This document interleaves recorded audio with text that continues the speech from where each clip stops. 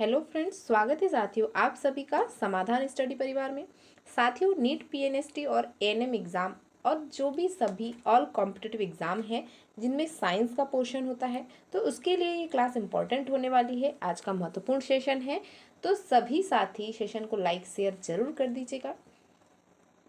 और जिन साथियों ने अब तक समाधान स्टडी चैनल को सब्सक्राइब नहीं किया है, तो वे जरूर से जरूर चैनल को सब्सक्राइब कर लीजिएगा।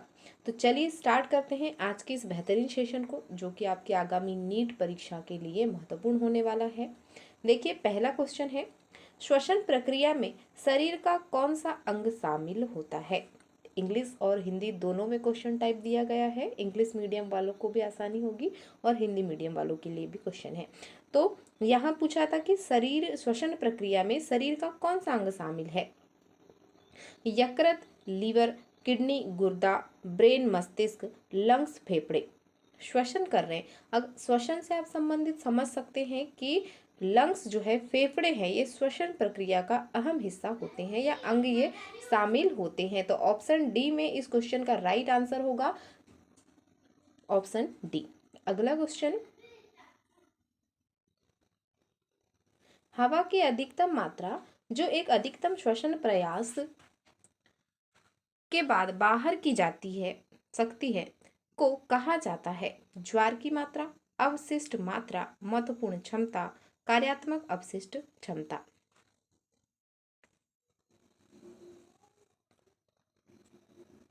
बाहर करने वाली जो हवा है इसकी बात कर रहे हैं, तो महत्वपूर्ण क्षमता, वाइटल कैपेसिटी, ऑप्शन सी इसका राइट आंसर होगा।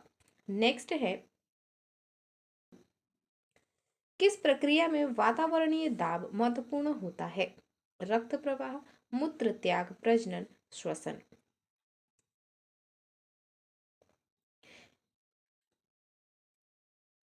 Atmospheric pressure and important in the process of, तो श्वसन जो है, ब्रीथिंग, ऑप्शन डी इसका राइट आंसर होगा कि श्वसन प्रक्रिया में वातावरणीय दाब जो है महत्वपूर्ण होता है।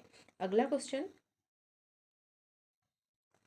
फुफ्फुस धमनी का सामान्य औसत दाब होता है 10 से 15 mmHg, 8 से 20 mmHg, 20 से 25 mmHg, 25 से 30 mmHg। फुफ्फुस धमनी, पल्मोनरी आर्टरी जिसे कहते हैं, 8 से 20 mmHg इसका औसत दाब होता है। तो ऑप्शन बी इसका राइट आंसर होगा। नेक्स्ट,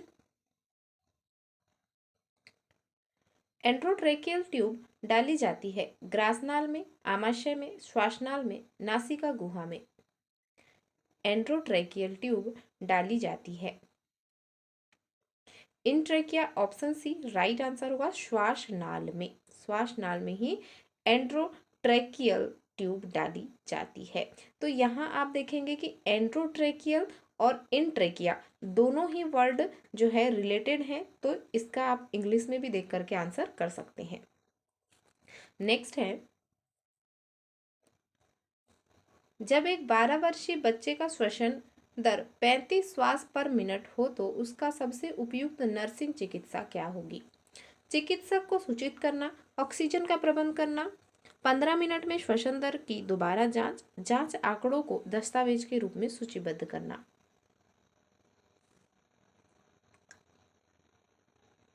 जब 12 वर्षीय बच्चे के श्वास की जो दर है वो 35 श्वास पर मिनट हो, तो इसमें सबसे उपयुक्त नर्सिंग चिकित्सा है चिकित्सक को सूचित करना, notify the physician, option A right answer होगा।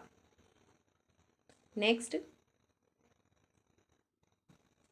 एक स्वस्थ व्यक्ति की सामान्य श्वसन दर है 5 से 10 मिनट, 10 से 15 मिनट, 15 से 20 मिनट, 20 से 30 मिनट।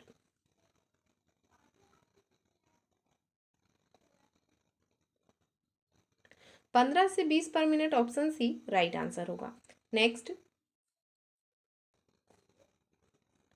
सामान्य श्वसन दर और लय को कहा जाता है क्षिप्र हृदयता, एपनिया, मंद नाड़ी, यूपनिया। सामान्य श्वसन दर और लय को यूपनिया कहा जाता है, ऑप्शन डी राइट आंसर होगा। नेक्स्ट, सामान्य टाइडल आयतन होता है 100 ml, 600 ml, 400 ml, 500 ml। सामान्य टाइडल आयतन जो है 500 ml होता है। ऑप्शन डी राइट आंसर होगा। नेक्स्ट, दाहिना फेफड़ा विभाजित होता है 1 lobe, 3 lobe, 2 lobe, 4 lobe. 3 lobe option B right answer होगा। नेक्स्ट, फुफ्फुसीय अंतःशल्यता का कारण है रक्त के थक्के जमना, वसा के अणु, वायु के बुलबुले बनना, सभी। Pulmonary embolism is caused by, तो यहाँ पूछा गया कि फुफ्फुसीय अंतःशल्यता का कारण क्या होता होगा। तो यहाँ ऑप्शन डी दिख रहा है आपको, जो कि राइट आंसर होगा इसका सभी। सभी से तात्पर्य यहाँ दिया गया रक्त के थक्के जमना, वसा के अणु, वायु के बुलबुले बनना, ये सभी ही जो है फुफ्फुसीय अंतःशल्यता के कारण होते हैं। तो ऑप्शन डी राइट आंसर होगा सभी। नेक्स्ट, श्वसन केंद्र मस्तिष्क के किस भाग में अवस्थित होता है? मेडुला, पोन्स, अनुमस्तिष्क, थैलेमस। श्वसन केंद्र मस्तिष्क के मेडुला भाग में अवस्थित होता है। ऑप्शन ए राइट आंसर होगा। नेक्स्ट, वायुकोशीय दीवारों की क्षति को कहते हैं अंतःपुयता, श्वसनसोथ, वात स्फीति, फेफड़े का फोड़ा। एम्फाइसीमा, वात स्फीति, ऑप्शन सी राइट आंसर होगा। नेक्स्ट, बाहरी छाती दबाव और सीपीआर में श्वास देने का अनुपात है 30:2, 15:2, 30:4, 15:4। आंसर होगा 30:2, ऑप्शन ए। नेक्स्ट, नासाग्रसनी के प्रवेश द्वार पर पीछे के सिरों के जन्मजात अवरोध को कहते हैं श्वास प्रणाल, नाल व्रण, एसोफेजियल एट्रेशिया, कोनाल एट्रेशिया, डायाफ्रेगमेंट हार्निया। नासाग्रसनी के प्रवेश द्वार के पीछे के सिरे के जन्मजात अवरोध को choanal atresia, option C right answer होगा, कोनाल एट्रेशिया कहते हैं। नेक्स्ट, हवा की सबसे बड़ी मात्रा जिसे अधिकतम निःश्वसन के दौरान फेफड़ों से निकाला जा सकता है उसे कहा जाता है ज्वारीय आयतन, अवशिष्ट आयतन, अंतःश्वसन आरक्षित आयतन, निःश्वसन आरक्षित आयतन।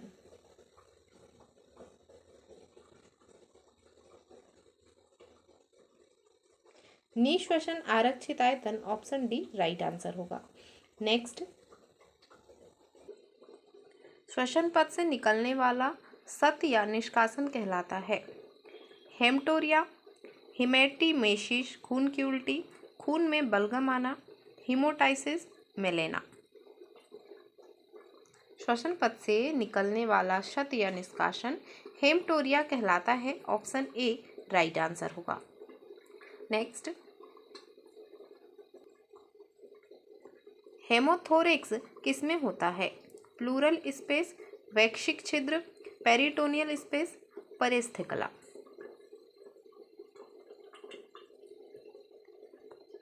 आंसर होगा plural space, option A. Next, अधिक बड़ा सीना, बैरल छाती किसमें देखा जाता है? क्यूफस्कुलियोसिस, सूखा रोग, निमोनिया, वात स्फीति। वात स्फीति, ऑप्शन डी राइट आंसर होगा। नेक्स्ट, इनमें से कौन सी शरीर प्रणाली कार्बन डाइऑक्साइड को बाहर निकालने में शामिल है? श्वसन तंत्र, पाचन तंत्र, मूत्र प्रणाली, प्रजनन प्रणाली।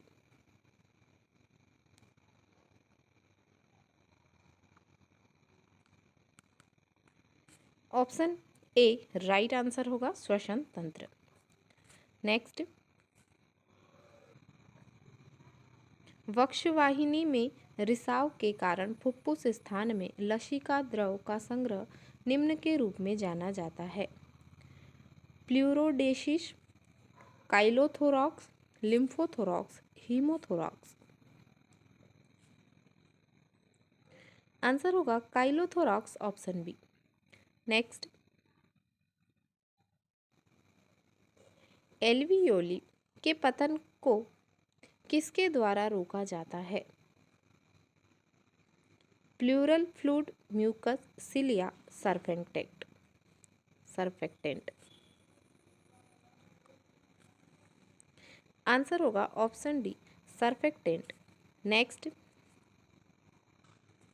ऑक्सीजन की कितनी प्रतिशत मात्रा एक्सपायर्ड एयर में होती है? 0%, 10%, 12%, 16%।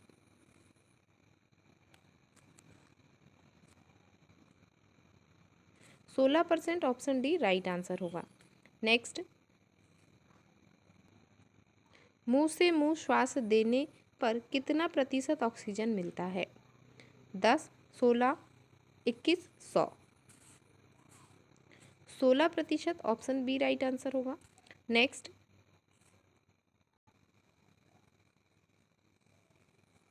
अस्पताल से होने वाले सर्वाधिक सामान्य संक्रमण किससे होती है? पाचन प्रणाली, गुर्दे, मूत्राशय, श्वसन प्रक्रिया।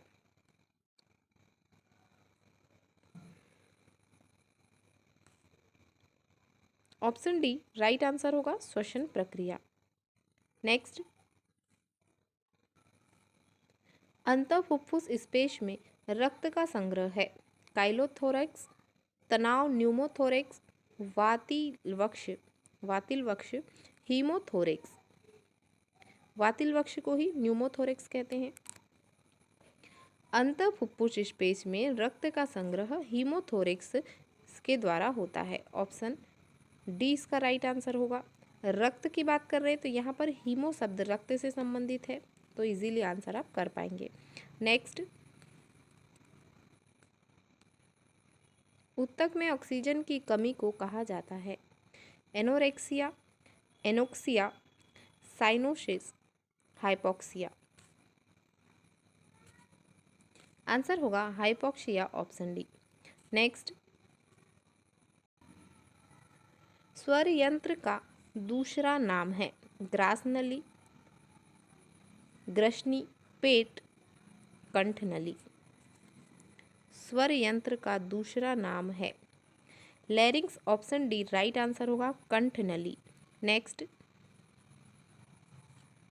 नासिका का फड़कना किसका संकेत हो सकता है? जन्मजात विसंगति, साइनोसिस, चोट, श्वसन संकट। श्वसन संकट, ऑप्शन डी राइट आंसर होगा। नेक्स्ट, हाइपोवेंटिलेशन क्या है?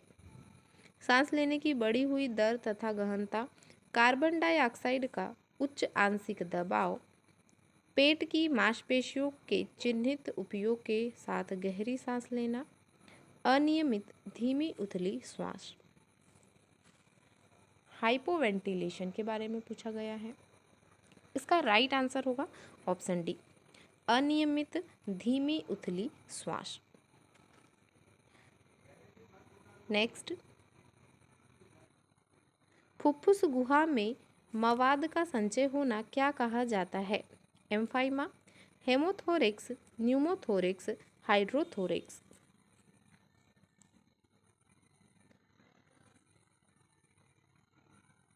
मवाद का संचय होना एम्फाइमा कहलाता है, ऑप्शन ए राइट आंसर होगा। नेक्स्ट, बायोट का श्वसन क्या है? श्वासावरोध के बाद सामान्य श्वसन, उचित दर और लय के साथ सामान्य श्वसन पैटर्न, नियमित दर और श्वास लेने के गहनता जो डिस्पेनिया के बाद घट जाती है, बढ़ी हुई श्वसन दर और गहनता। बायोट का श्वसन पूछा गया है, ऑप्शन ए राइट आंसर होगा, श्वासावरोध के बाद सामान्य श्वसन। आज का सेशन यहीं तक है फ्रेंड्स, तो सभी साथी सेशन को लाइक शेयर जरूर कर दीजिएगा। मिलते हैं फ्रेंड्स अगले सेशन में। Thank you for watching.